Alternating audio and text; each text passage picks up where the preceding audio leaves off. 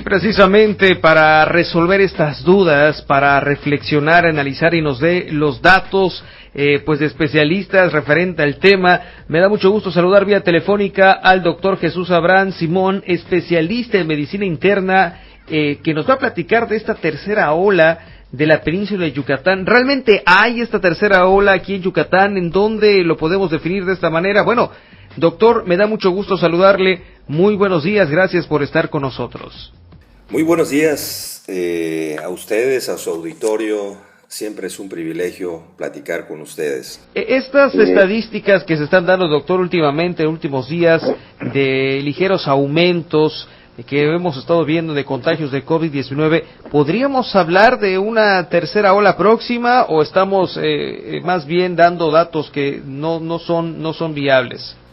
Mira, Jesús, más allá de la definición de si es o no una tercera ola, que es lo menos importante, lo más importante y preocupante es el incremento tan significativo de casos nuevos que se han presentado en las últimas semanas, específicamente en la península de Yucatán. Vemos que Quintana Roo ha tomado medidas de emergencia, han entrado nuevamente con el toque de queda y otras medidas, y estados como Campeche, que había tenido una baja incidencia de COVID durante toda la pandemia, muestran tendencias hacia el incremento.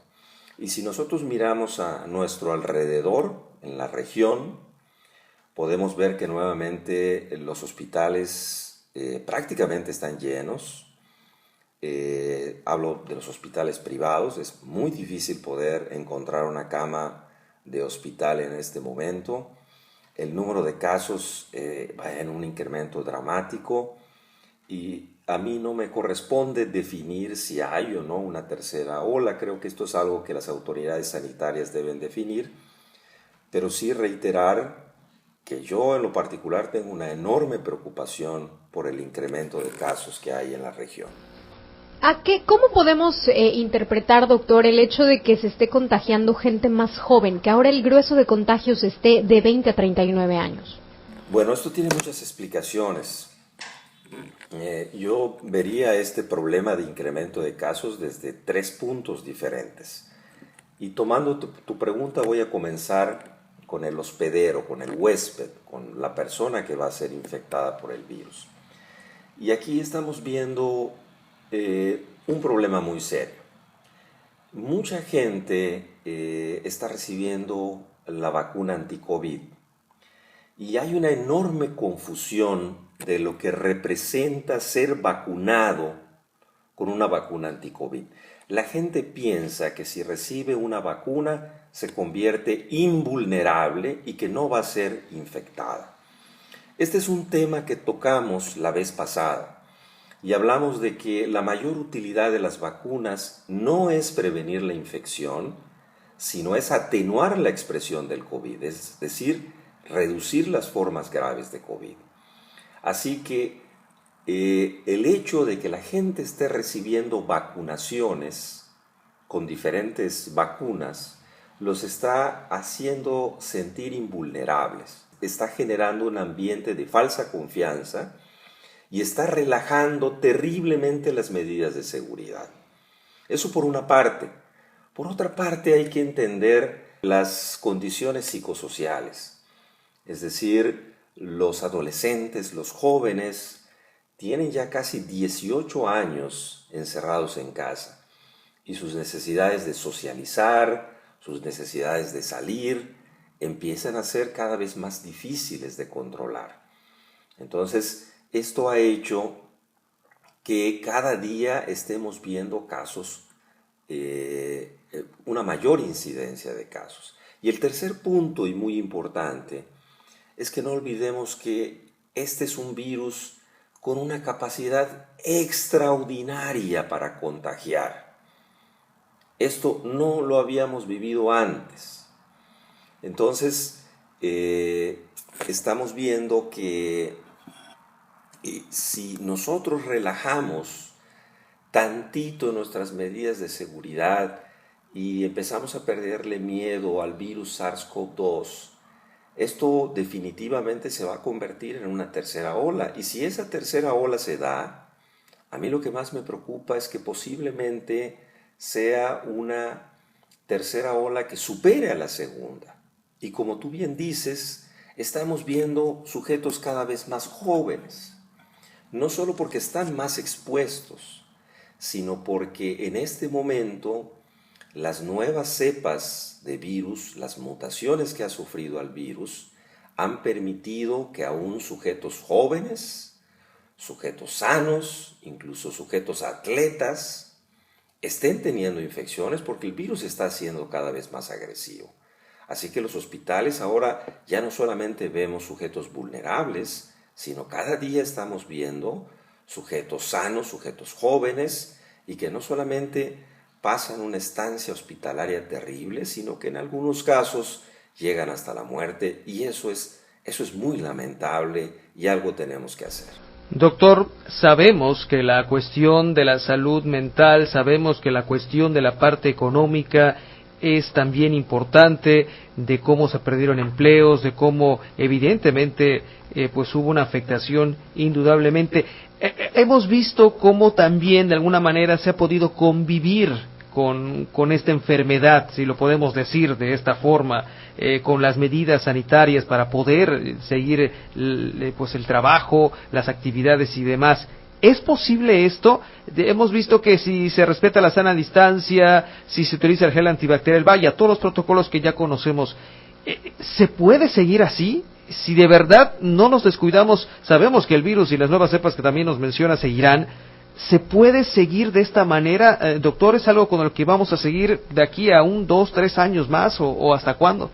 Mira, en este momento yo veo muy difícil la convivencia con este virus porque la cantidad de casos es muy grande.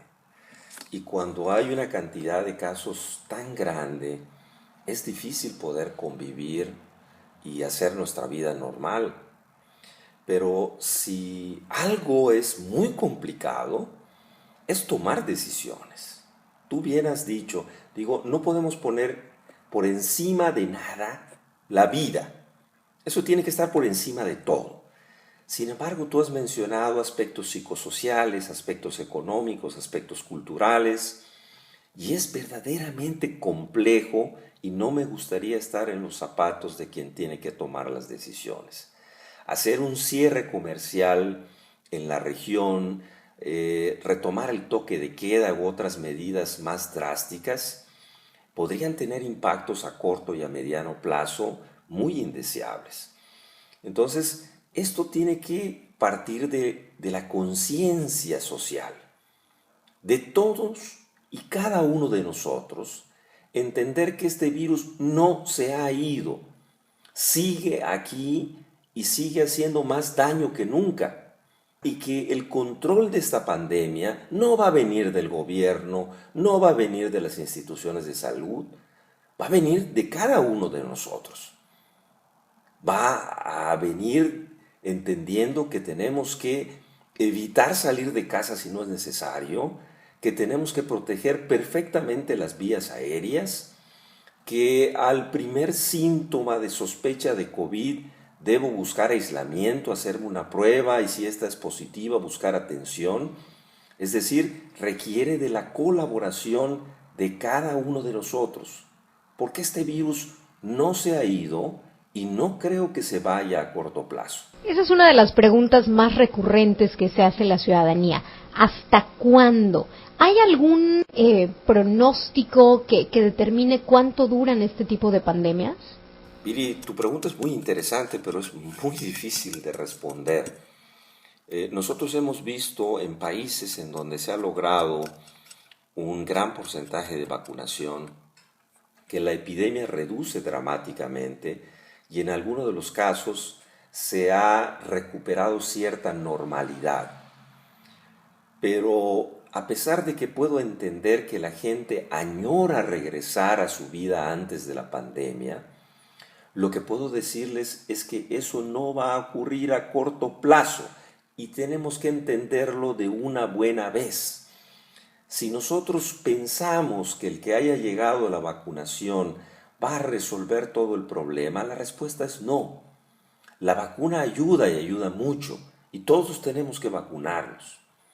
Pero no podemos relajarnos porque no sabemos hasta cuándo esta pandemia va a poder controlarse, sobre todo si consideramos que en México, hasta el día de ayer, solo el 24% de la población había recibido su primera dosis y alrededor del 10-11% de la población ha recibido un esquema de vacunación completo.